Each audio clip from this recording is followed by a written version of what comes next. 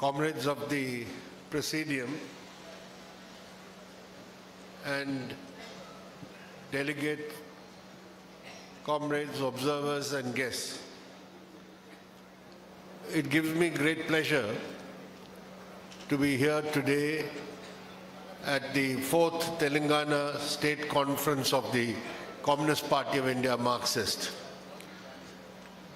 And first of all, I would like to convey warm greetings on behalf of the Central Committee of the party to all the delegates, observers and guests who have assembled here for this state conference. Comrades, you are aware that this state conference is being held in the run-up to the 24th Congress of the party to be held in Madurai from the 2nd to the 6th of April this year. As we gather here, more than half the state conferences have been completed. And as you know, in our party, as distinct from the other bourgeois parties, we conduct our conferences from the branch level up to the all India level democratically. We discuss all the issues before that particular unit and take decisions about the future course of work. And in the preparations for this party congress, when we had decided and announced the timetable of this party conferences and the party congress, we suffered an unexpected and irreparable loss in the demise of Comrade Sitaram Yechuri, the General Secretary of our party. This has been a big loss for our party, but since our party has a strong collective functioning, a collective leadership, our Politburo and the Central Committee have worked unitedly to ensure that we will be holding our party congress successfully by the first week of April. As I speak today, the draft political resolution for the 24th Party Congress is going to be sent to all the state committees for circulation to all party members and party units. Our Central Committee, which met in Kolkata last week, has adopted this political resolution, which after discussion in the party will be adopted at the party congress, which will set out the political tactical line for the party for the next 3 years. Here in the Telangana State Conference, you will be discussing about the work you have done in the past 3 years since the last state conference and be taking decisions for the future direction of work of the party. Comrades, ఈ 4వ తెలంగాణ రాష్ట్ర మహాసభల సందర్భంగా మీ అందరికీ శుభాకాంక్షలు తెలియజేస్తా ఉన్నాం. మనం అంటే ఇతర బూర్జువా పార్టీల్లా కాకుండా శాఖల స్థాయి నుండి మన మహాసభలు జరుపుకొని ఆ మహాసభలలో ఒక ప్రజాస్వామ్యయుతంగా మనం చర్చించి ఒక కార్యక్రమాన్ని భవిష్యత్ కర్తవ్యాలను మనం రూపొందించుకుంటా ఉన్నాం. అలాగే ఈ సందర్భంగా ఈ మహాసభలు జరుగుతున్నటువంటి సందర్భంగా కామ్రేడ్ సీతారాం యేచూరి గారు మనకు లేని లోటు, ఆయన లేకపోవడం చాలా విషాదం, చాలా షాక్ కలిగించింది. ఆయన లేనటువంటి లోటుని మనం ఒక సమిష్టి నాయకత్వం ద్వారా మనం దాన్ని పూడ్చుకుంటూ ముందుకు వెళ్తా ఉన్నాం. మన మహాసభలు అఖిల భారత 24వ మహాసభలు మదురైలో జరుగుతాయి. ఆ మదురైలో జరిగేటువంటి మహాసభలలో మన భవిష్యత్ కర్తవ్యాలు అలాగే రాజకీయ నిర్మాణ నివేదికను దాంట్లో చర్చిస్తాము. అలాగే భవిష్యత్ కర్తవ్యాలను రూపొందించుకుంటాము. దీనికి సంబంధించినటువంటి ఇది పొలిటికల్ అంటే రాజకీయ తీర్మానము అది ఆమోదించబడింది. అది రాష్ట్రాలకి అలాగే శాఖల వరకు దాన్ని పంపించి దానిపైన భవిష్యత్తులో మనం ఈ అఖిల భారత మహాసభలలో చర్చిస్తాము అని చెప్పి మీకు తెలియజేస్తా ఉన్నాం. Comrades, we have to look at the international situation and the national situation in which background you are holding this state conference. Internationally, we have seen in the last 3 years 2 major wars being conducted at the global level. One, the war between Russia and Ukraine, which is still going on.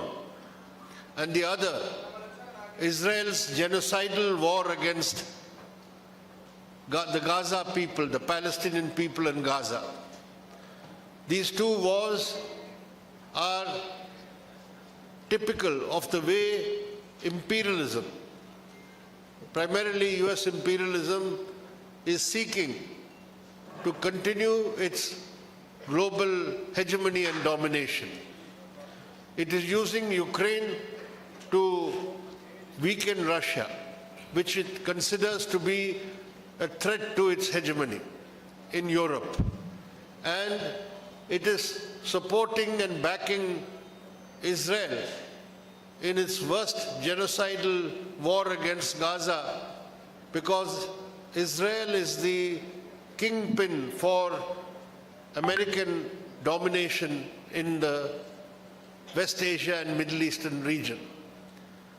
More than 47,000 people were killed in Gaza by Israel, and more than 1 lakh of people were injured, and tens of thousands of people are still buried under the rubble of what is remaining of Gaza city.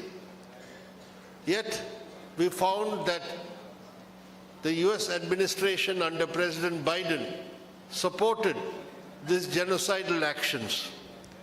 Even today it is pumping in billions of dollars to make sure that Ukraine continues to fight Russia. What all this show is that the United States of America still continues desperately to try to maintain its hegemony faced with the growing challenges and threats to that hegemony.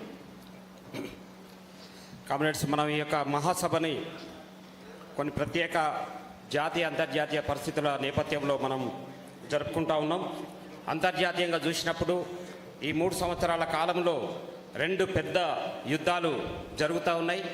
ఒకటి Russia Ukraine మధ్య జరుగుతున్నటువంటి యుద్ధము, రెండవది Israel పాలస్తీనా పైన జరుపుతున్నటువంటి జాతీయ హత్యాకాండ. ఈ హత్యాకాండలో దాదాపు వేలాది మంది దాంట్లో చనిపోయారు. ఈ యొక్క ఇజ్రాయిల్ యొక్క దాడి ముఖ్యంగా పాలస్తీనా పైన అమెరికా యొక్క ఆధిపత్యాన్ని, పశ్చిమాసియా దేశాలపైన, మధ్యాసియా దేశాలపైన అమెరికా ఆధిపత్యాన్ని నెలకొల్పడం కోసము జరుగుతున్నటువంటి యుద్ధం ఇది. అలాగే ఐక్యరాజ్య సమితి పైన కూడా ఈ యొక్క అమెరికా ఈ సామ్రాజ్యవాదం యొక్క పెత్తనాన్ని కొనసాగించడం కోసము ఈ యుద్ధాలు జరుగుతూ ఉన్నాయి. ముఖ్యంగా బైడెన్ యొక్క మద్దతుతోటి ఈ వేలాది మందిని ఈరోజు పాలస్తీనియన్లని చంపడం జరిగింది. దాంతోపాటు వేలాది కోట్ల డాలర్లని అక్కడ ఇన్వెస్ట్ చేసి ఆ రకంగా అమెరికా ఇజ్రాయెల్కు మద్దతు ఇస్తున్నటువంటి స్థితి మనకు కనిపిస్తూ ఉంది. There has been a ceasefire declared between Israel and Hamas in Gaza, and that ceasefire is now held for 4 days. The first phase of that ceasefire is for 6 weeks, in which there will be exchange of hostages held in Gaza, Israeli hostages, in exchange for Palestinian prisoners in Israeli jails. But we cannot be sure that this ceasefire will extend beyond these 6 weeks, because Israel is emboldened by American backing to try and eliminate and completely occupy the whole of the Palestinian territories and try to finish off forever the Palestinian cause. But we have seen, even after 15 months of ferocious war and attacks on the Gaza people, they have not been able to eliminate the resistance of the Palestinian people. And on this occasion, we convey our strong solidarity with the Palestinian people, and we have demanding from the Indian government that they should stop support for Israel. They have been supporting Israel's war on the Palestinians. They should work along with all the other developing countries for ensuring that peace is restored in this region and there is a settlement which will result in the creation of an independent Palestinian state. కాల్పుల విరమణ జరగాలని హమాస్కును Israel మధ్య ఒప్పందం జరిగింది. అది మొన్న 4 రోజులు అవుతా ఉంది. అయితే ఇది గతంలో 6 వారాలు అని చెప్పి 6 వారాలు జరపాలని చెప్పేసి అనుకున్నారు. అది సాధ్యము కాలేదు.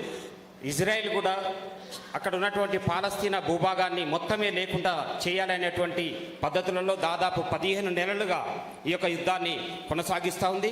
అయినప్పటికీ కూడా పాలస్తీనా ప్రజలను ఎంతమందిని చంపినా అక్కడ పాలస్తీనా భూభాగాన్ని లేకుండా చేయడం దానికి సాధ్యము కాలేదు. అలాగే ఈ యొక్క యుద్ధంకి వ్యతిరేకంగా మొత్తం ప్రపంచవ్యాప్తంగా సంఘీభావం, పాలస్తీనాకి సంఘీభావం వ్యక్తమైంది. శాంతి విలసిల్లాలని చెప్పేసి ప్రజలు చాలా పెద్ద ఎత్తున కోరుకున్నారు. కానీ మన భారత ప్రభుత్వం మాత్రం స్విచ్ ఆఫ్ అయిపోయి ఉన్నటువంటి పరిస్థితి ఉంది. ఆ రకంగా ఇజ్రాయెల్కు యుద్ధం విషయంలో ఇజ్రాయెల్కే మద్దతు ఇస్తుంది తప్ప పాలస్తీనాకి అనుకూలంగా వ్యవహరించినటువంటి పరిస్థితి లేదు అని చెప్పి మనకు అర్థమవుతా ఉంది. You know that the United States of America has now a new president, that is Donald Trump, who has been sworn in on the 20th of January. And the assumption of Trump to the presidency of the United States of America will mean a further reactionary shift in American policies, both domestically and externally. Because Trump's slogan is to make America great again. His slogan is America first. And in pursuit of that, he will continue to strive for American domination, economic domination, domination in trade, domination militarily. So the coming days, the fight against American imperialism, its hegemonic efforts to aggressively intervene in various countries of the global south, all this will have to be resisted, and the struggle will have to be intensified against the hegemonic efforts of the United States of America. Congress America నూతన అధ్యక్షుడిగా Donald Trump ఎన్నికైన తర్వాత America యొక్క రాజకీయాలు పూర్తి మితవాదం వైపు మలుపు తీసుకున్నాయి. ముఖ్యంగా అమెరికా అంతర్గత రాజకీయాలు, దాంతోపాటు బయట కూడా ఆ రకమైనటువంటి మలుపు తీసుకోవడం అనేది జరిగింది.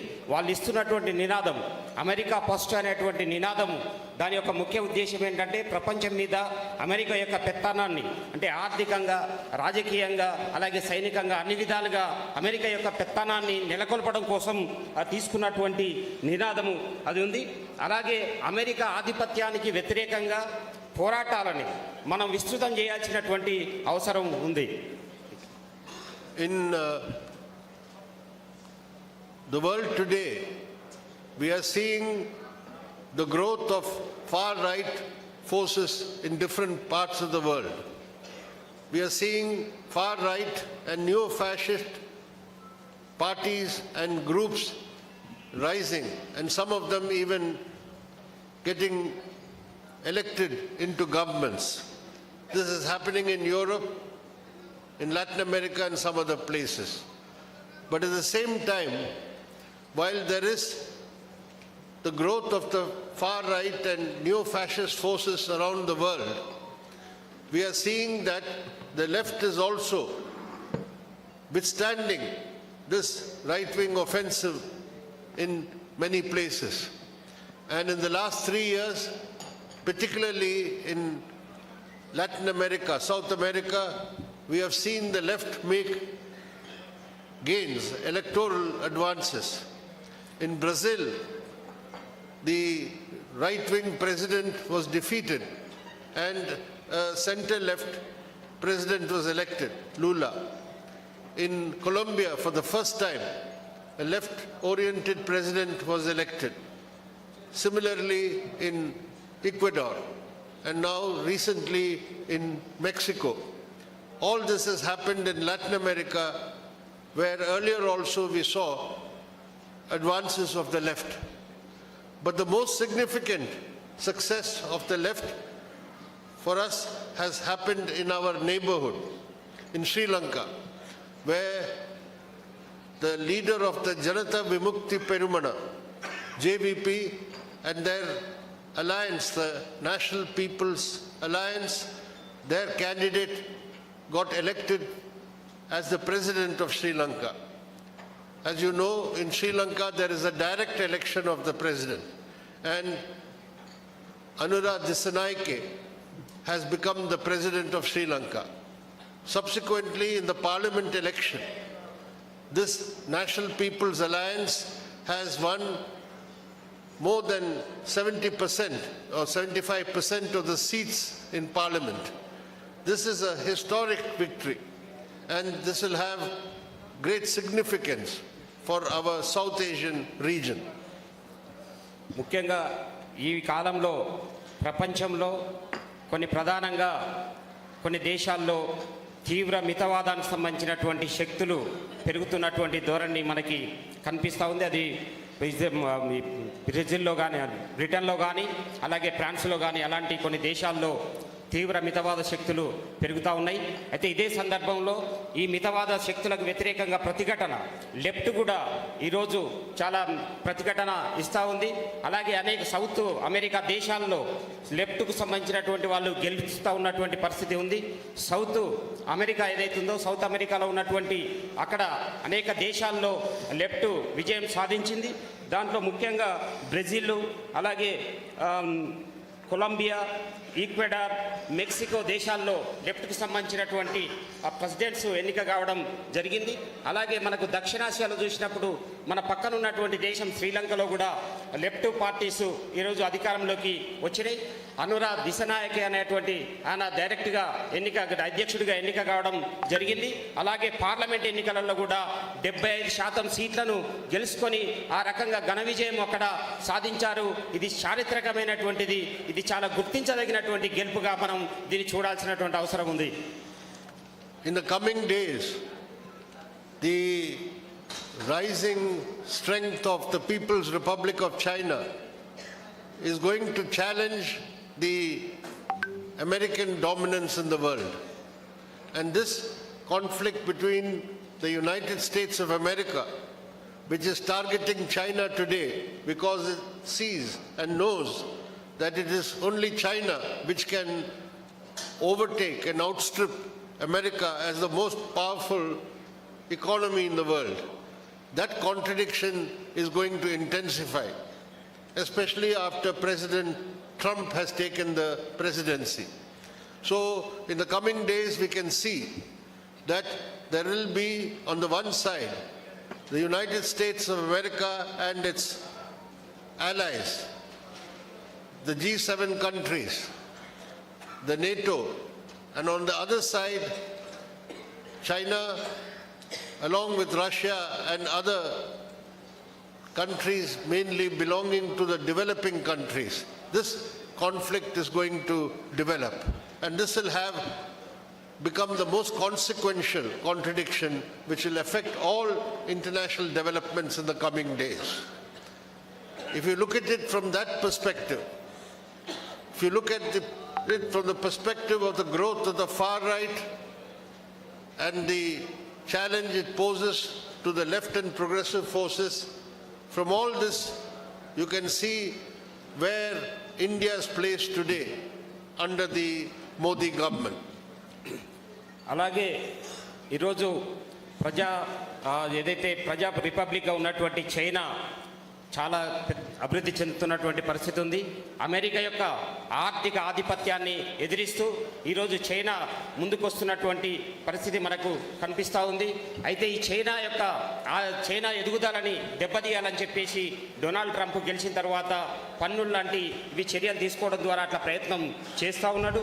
ముఖ్యంగా యునైటెడ్ నేషన్స్ కానీ అలాగే G7 కంట్రీస్ దేశాలు ఏవైతున్నాయో వాటిని వినియోగించుకొని అలాగే నాటో కూటమిని కూడా వినియోగించుకొని చైనాను దెబ్బతీయడం కోసం ప్రయత్నము జరుగుతున్నటువంటి పరిస్థితి మనకు కనిపిస్తూ ఉంది.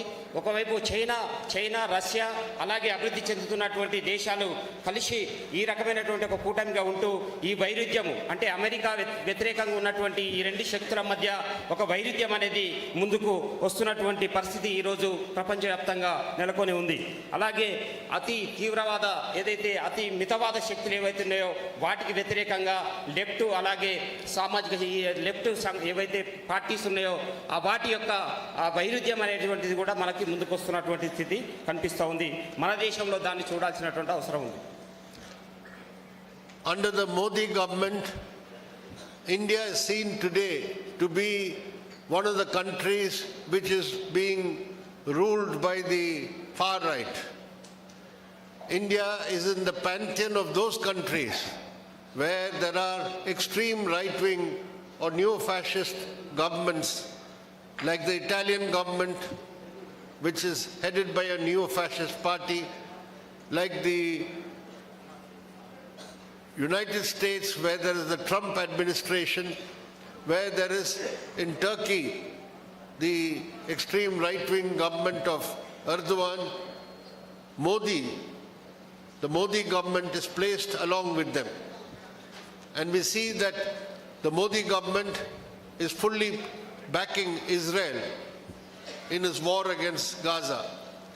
The Modi government is aligning with America and entering into security alliances like the Quad in the Asia-Pacific region directed against China. So the foreign policy of the Modi government is aligned with American imperialism. మన భారతదేశంలో చూసినప్పుడు మోడీ అధికారంలోకి వచ్చిన తర్వాత ముఖ్యంగా ప్రపంచవ్యాప్తంగా వస్తున్నటువంటి మితవాద శక్తులలో ముఖ్యంగా టర్కీలో ఎర్దగాన్ ప్రభుత్వం కానీ ఇలాంటి ఇజ్రాయెల్లో ఉన్నటువంటి ఏదైతే నేతృత్వ ప్రభుత్వం వాళ్ళకి మద్దతు ఇస్తున్నటువంటి ధోరణి ఏదైతుందో ఇలాంటి అంటే తీవ్ర మితవాద శక్తులకి ఏదైతే విదేశాల్లో మద్దతు ఇస్తున్నటువంటి శక్తులు ఏవైతున్నాయో వాటితో ఈయన కలిసి పనిచేస్తున్నటువంటిది కనిపిస్తుంది. మన విదేశాంగ విధానానికి సంబంధించినటువంటి దాంట్లో కూడా ఇలాంటి మార్పు మనకు వచ్చింది. ఇజ్రాయెల్ వెనకాల ఈయన విదేశాంగ విధానం నిలబడ్డాడు. అమెరికా అనుకూలంగా మన విదేశాంగ విధానం మార్చబడతా ఉంది. Here in India we had the Lok Sabha elections in May 2024. And in these elections, the BJP suffered a setback because it lost the majority in the Lok Sabha that it had in the previous two elections. And because there was a wider secular opposition unity formed through the India bloc, the BJP was reduced to 240 seats, losing 63 of its seats from the previous Lok Sabha.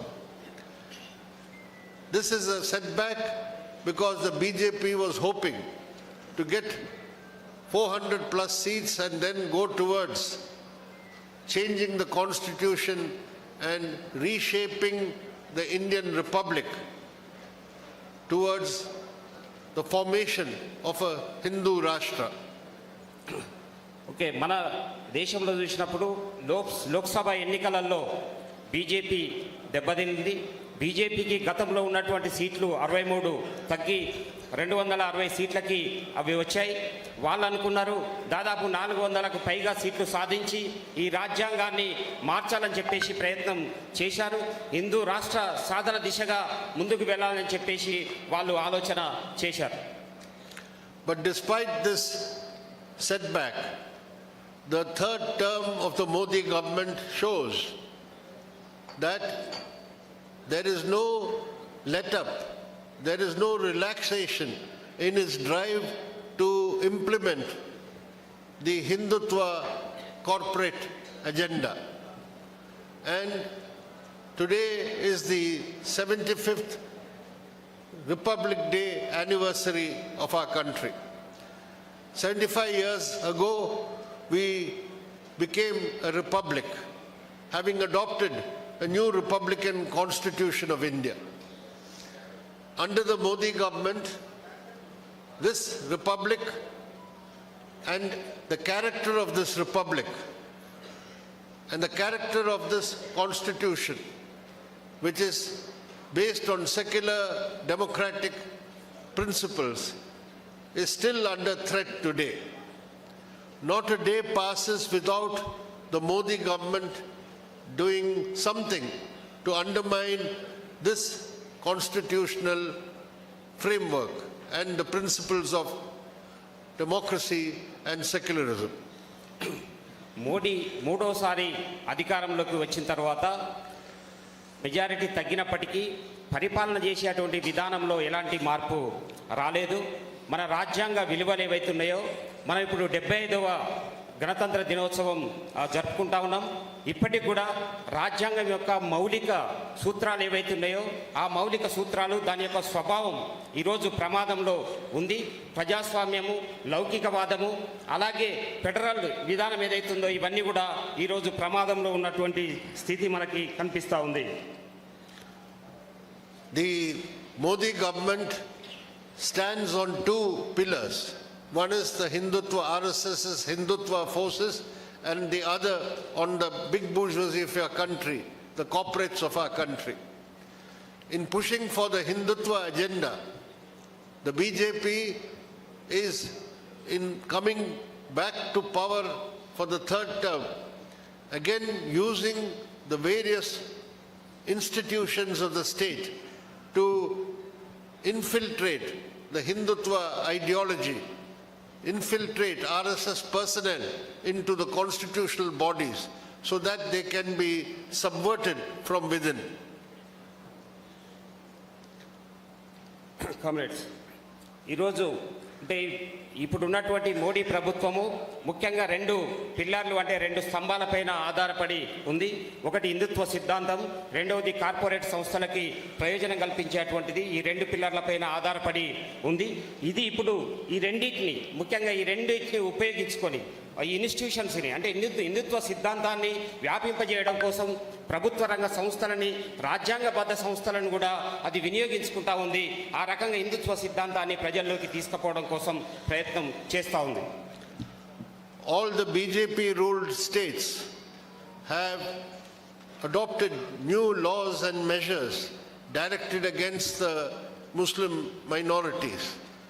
Laws which are supposed to be against forcible religious conversions, laws against love jihad.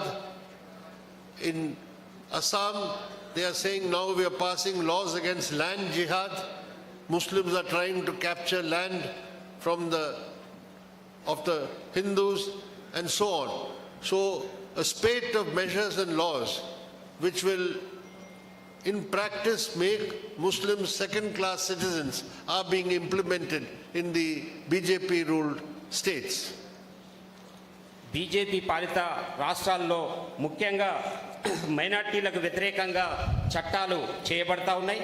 చూసినప్పుడు మత మార్పిడిల వ్యతిరేక చట్టం కానీ, అలాగే love జిహాద్ చట్టం కానీ, అస్సాం లాంటి రాష్ట్రాల్లో భూ జిహాద్, ల్యాండ్ జిహాద్ అనేటువంటి పేరుతోటి భూ జిహాద్ అనేటువంటి చట్టం కానీ, ఈ రకంగా అంటే ముస్లిం మైనార్టీలకు వ్యతిరేకంగా ఈ యొక్క చట్టాలు వీటన్నిటిని కూడా రూపొందించడం జరుగుతూ ఉంది.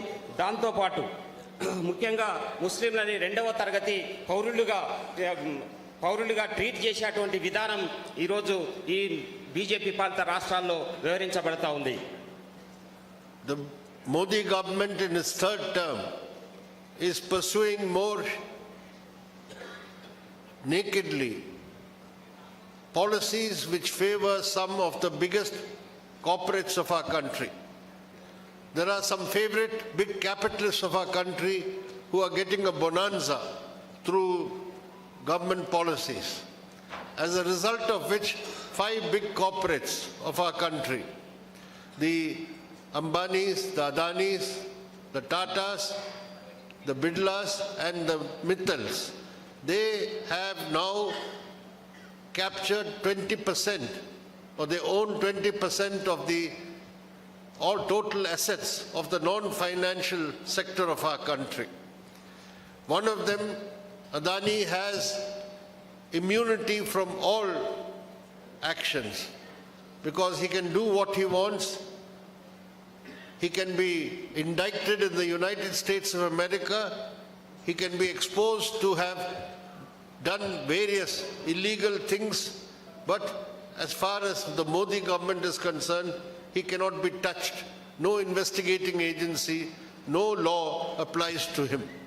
So this is the naked way in which the big corporates, the favorites of the Modi regime, are being pampered. And so this brings out the true class character of the Modi government, that the RSS and the BJP are completely beholden and work at the behest of the big bourgeoisie of our country, and international finance capital has now been completely exposed.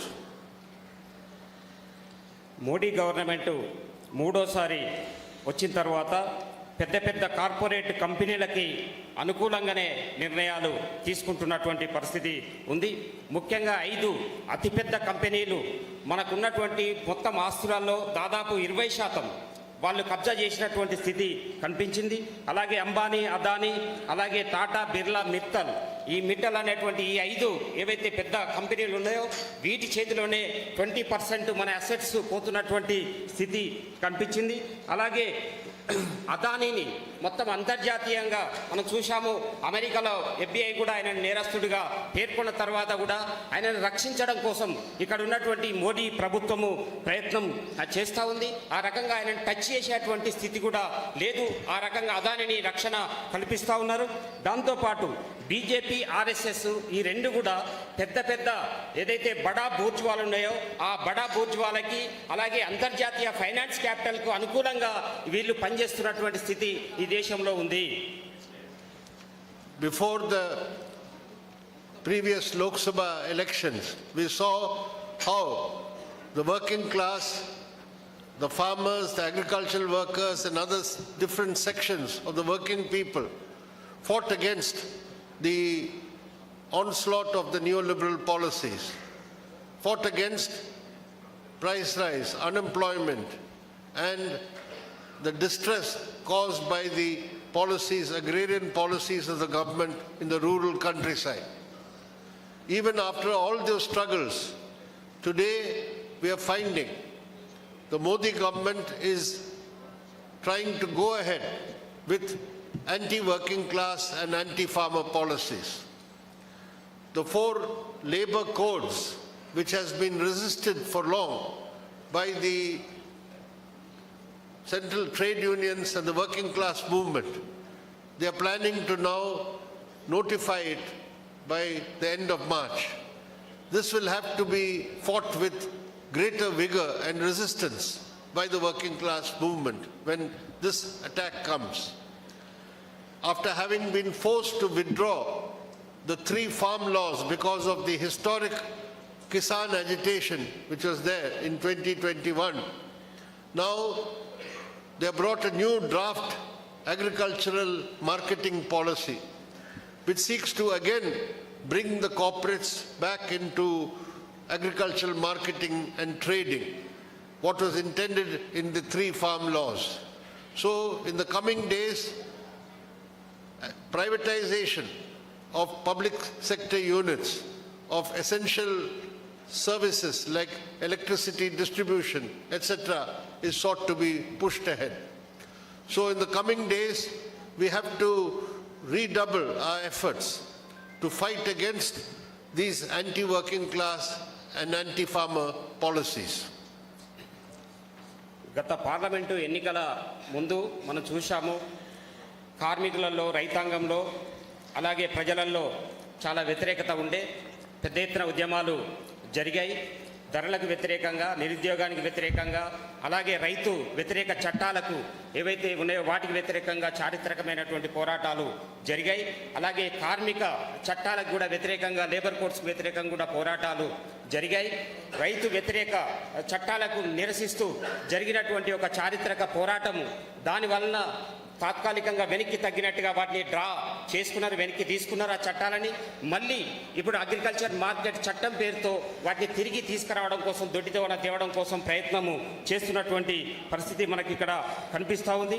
అలాగే కార్మిక చట్టాలను కూడా మళ్ళీ కార్మిక చట్టాలు 4 labour కోడ్స్ను కూడా ప్రజలపైకి వదలాలని చెప్పేసి ప్రయత్నము చేస్తూ ఉన్నారు. కాబట్టి విద్యుత్తు ఏదైతే ఎసెన్షియల్ అత్యవసర సేవలకు సంబంధించినటువంటి దాంట్లో కూడా విద్యుత్తు సవరణ చట్టాన్ని కూడా తీసుకొచ్చి ప్రజలపైన భారాలు మోపడం కోసం ప్రయత్నం చేస్తున్నారు. వీటన్నిటికీ వ్యతిరేకంగా మనం పోరాడాల్సినటువంటి అవసరం ఉంది.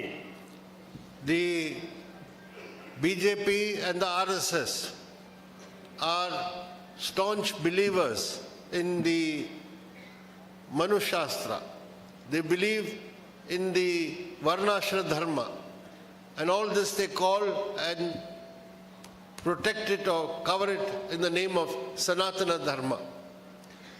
And we are seeing how in their attitude to women, in their attitude to Dalits, Adivasis and other oppressed sections, on the one hand they will talk about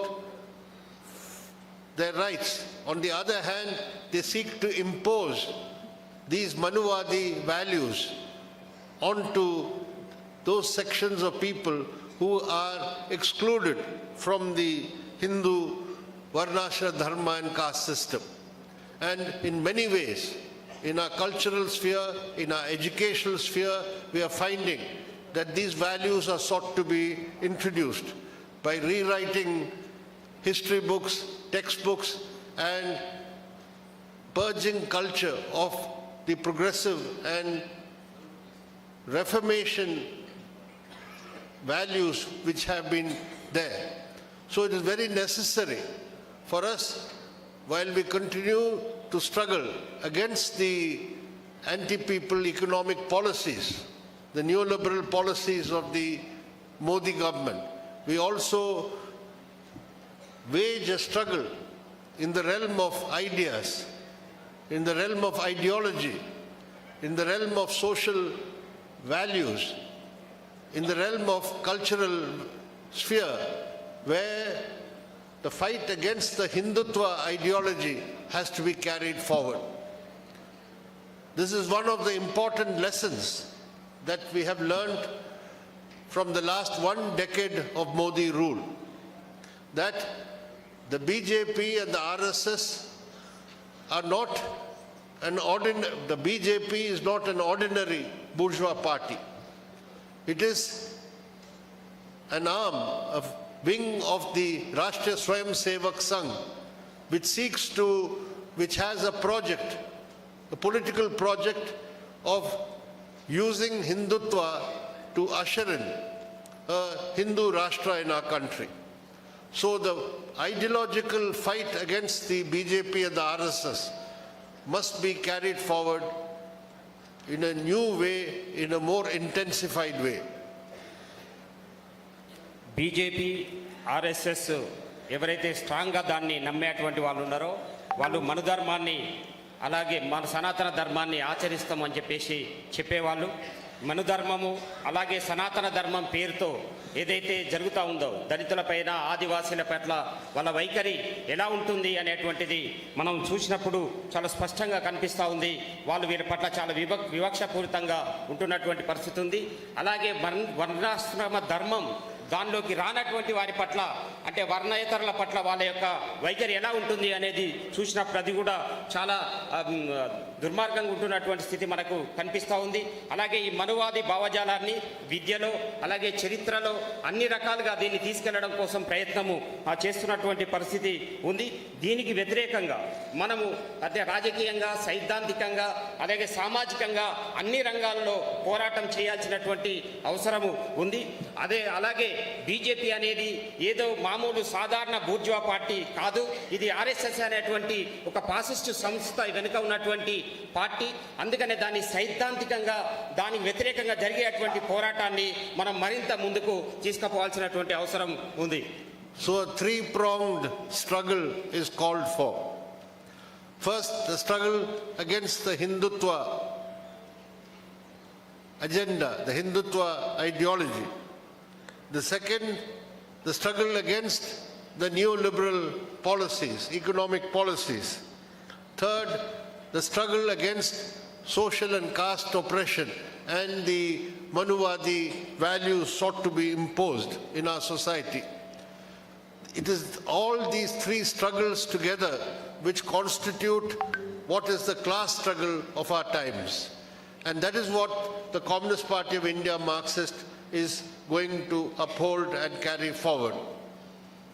okay, ఈ సందర్భంగా మనం 3 రకాల పోరాటాలని ముందుకు తీసుకుపోవాల్సినటువంటి అవసరం ఉంది. ఒకటి, హిందుత్వ ఎజెండాకి వ్యతిరేకంగా హిందుత్వ ఫోర్సు ఏదైతే ముందుకు తీసుకొస్తుందో దానికి వ్యతిరేకంగా జరిగేటువంటి పోరాటం. దాంతోపాటు రెండవది, నూతన ఆర్థిక విధానాలకి వ్యతిరేకంగా ఒక పోరాటం చేయాల్సినటువంటి అవసరం ఉంది. ఆర్థిక రంగంలో పోరాటం చేయాలి. దాంతోపాటు సామాజిక అణచివేత, కుల వివక్ష ఏదైతే ఇవి ఉన్నాయో ఈ సామాజిక అణచివేతకు సంబంధించినటువంటి దీనికి వ్యతిరేకంగా పోరాటం చేయాలి. ఈ 3 పోరాటాలు ఈ మన కాలంలో ఇది వర్గ పోరాటంగా మనం చూడాల్సినటువంటి అవసరం ఉంది. If we have to carry forward these struggles successfully, it requires the enhancement, the increase in the independent strength of the CPIM. It is a fact that the strength of our party, the independent strength of our party has not grown in recent years. We have to overcome this weakness. And in this party Congress, the 24th Congress, this will be the main focus of our deliberations. How to increase the independent strength of the party so that it emerges as a strong all India Communist Party with deep roots among the people. ఈ పోరాటాలని విజయవంతంగా ముందుకు తీసుకుపోవాల్సినటువంటి అవసరం ఉంది. అయితే ఈ పోరాటాలను ముందుకు తీసుకుపోవాలనుకున్నప్పుడు మన స్వంత బలం పెంచుకోవాల్సినటువంటి అవసరం ఉంది. ఈ మధ్యకాలంలో మన స్వంత బలం పెరగడము లేదు.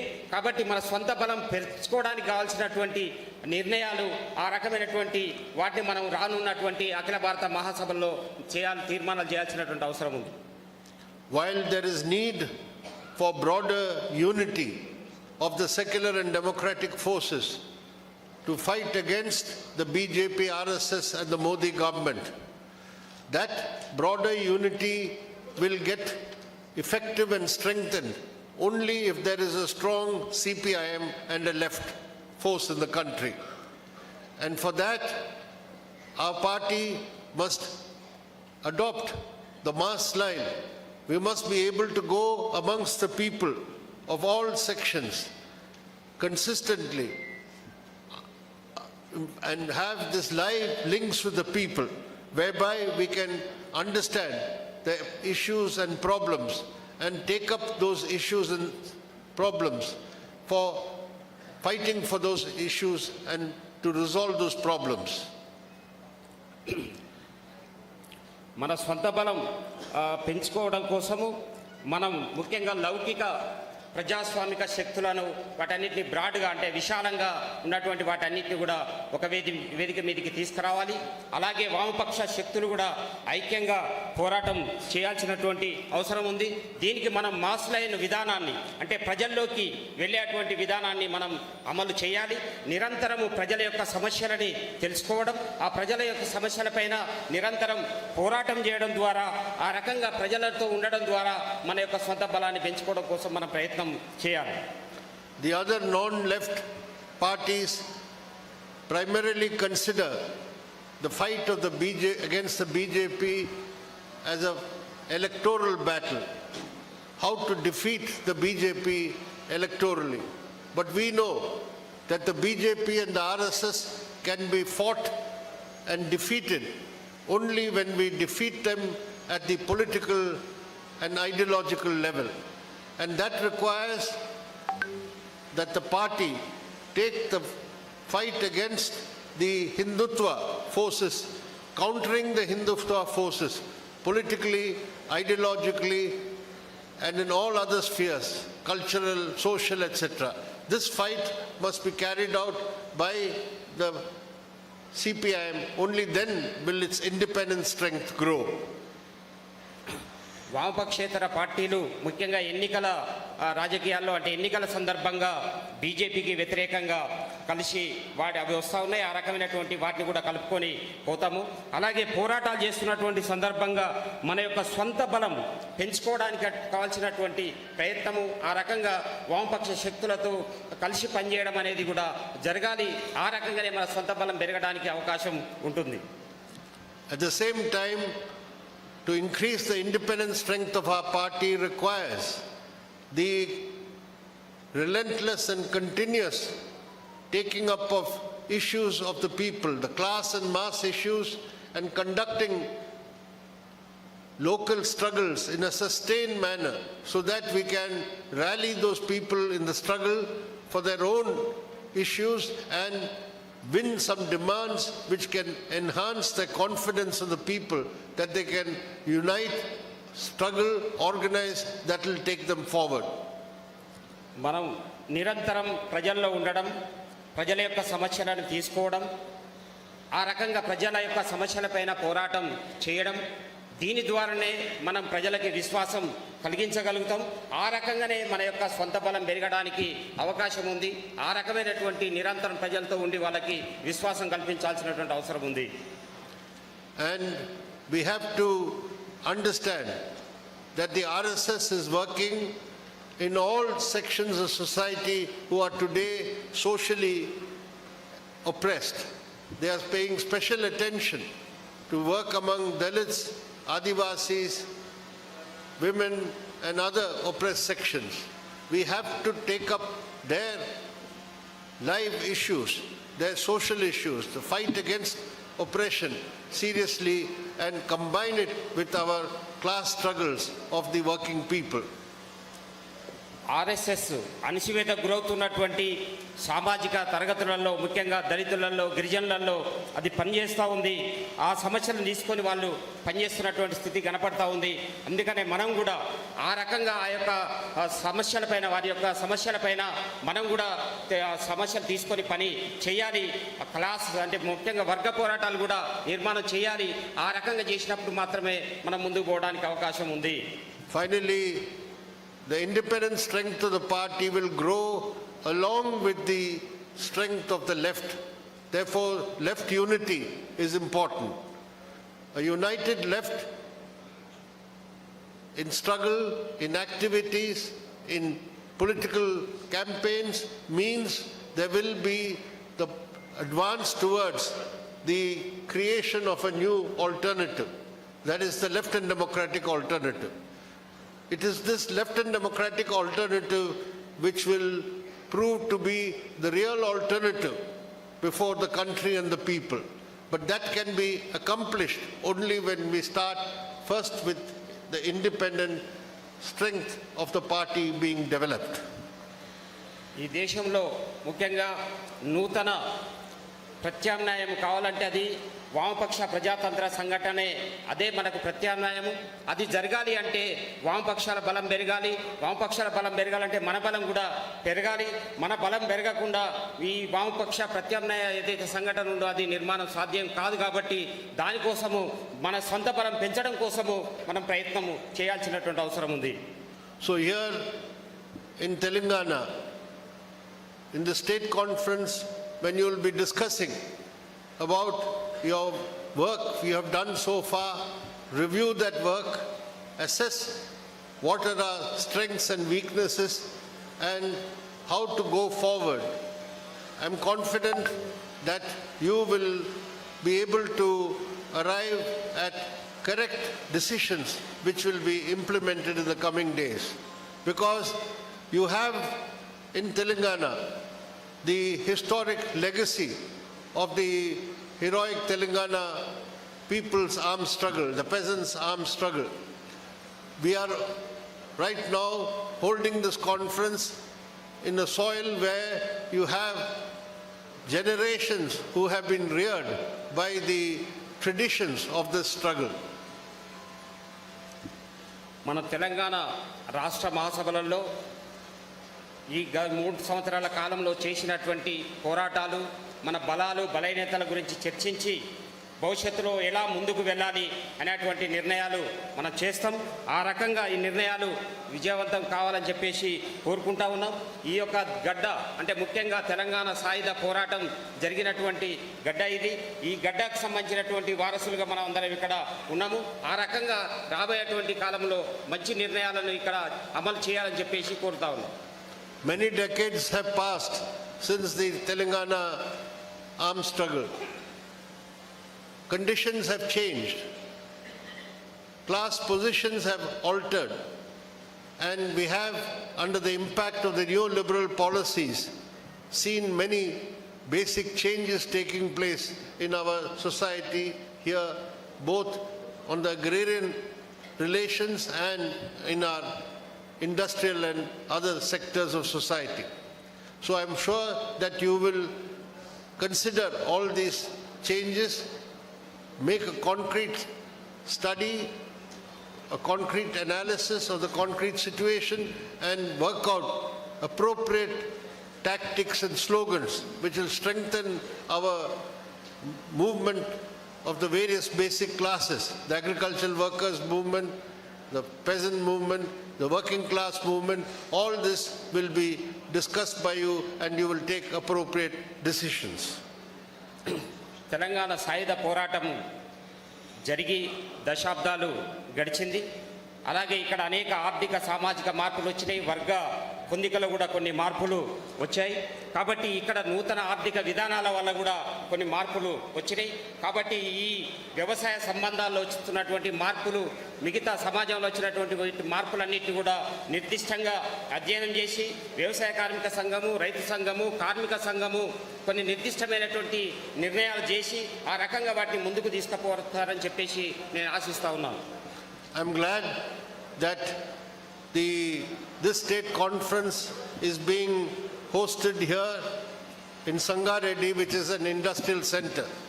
And the working class of Sangareddy district have come forward in a big way to support this conference, to fund this conference. This is a working class sponsored conference, not a capitalist sponsored conference or a corporate sponsored conference. I therefore congratulate the comrades of Sangareddy district for bringing the working class to the forefront for us to host this conference, and I wish you all success once more in this conference, and I convey warm greetings once more to all of you. Thank you. Comrades, Sangareddy కార్మిక వర్గం ముందుకొచ్చి ఈ మహాసభలని విజయవంతంగా నిర్వహిస్తూ ఉంది. ఈ మహాసభలు ఏదో పెట్టుబడిదారుల సహకారంతో కాకుండా కార్మిక వర్గం యొక్క సహకారంతో కార్మిక వర్గం నిర్వహిస్తున్నటువంటి మహాసభలు. అందుకనే ఈ సంగారెడ్డి ఏదైతే కామ్రేడ్స్ని వీళ్ళందరినీ కూడా నేను అభినందిస్తూ ఉన్నా. మీ యొక్క మహాసభలు విజయవంతం కావాలని చెప్పేసి నేను మనస్ఫూర్తిగా కోరుకుంటా ఉన్నా.